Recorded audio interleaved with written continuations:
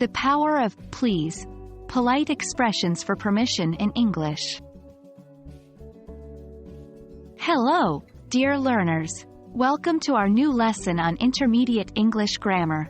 Today, we're focusing on a crucial part of our modal verbs series, asking for permission. More specifically, we're diving into using please in permission requests.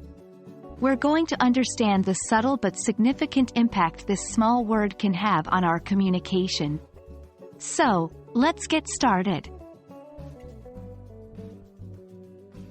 To ask for permission in English, we generally use modal verbs such as can or may.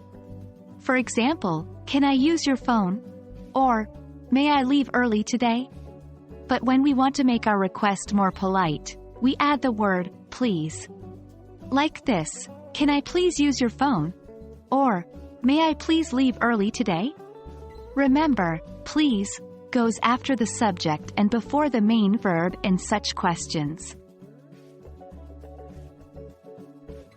Why should we use please when asking for permission? Well, it's all about politeness and respect.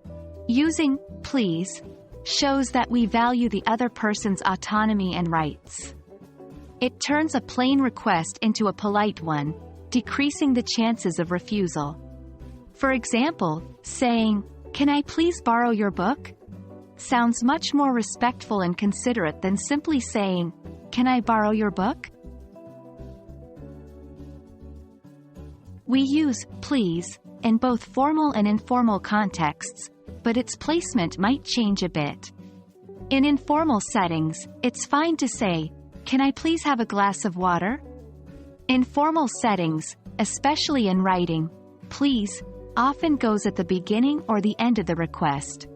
Please, may I have a moment of your time? Or, may I have a moment of your time, please? This usage creates a sense of added politeness. Please is not the only way to ask for permission politely. We also have phrases like, "Do you mind if I?" or "Would it be possible for me to?" These expressions are particularly useful when please feels too direct or informal. For example, "Do you mind if I open the window?" or "Would it be possible for me to join the meeting late?" These expressions, like please, show respect for the other person's space and preferences. That wraps up our lesson on using please in permission requests. I hope this lesson has been helpful, and you feel more confident about asking for permission politely in English. Remember, it's not just about the words you use, but also the respect and consideration behind those words. So, keep practicing, and see you in our next lesson.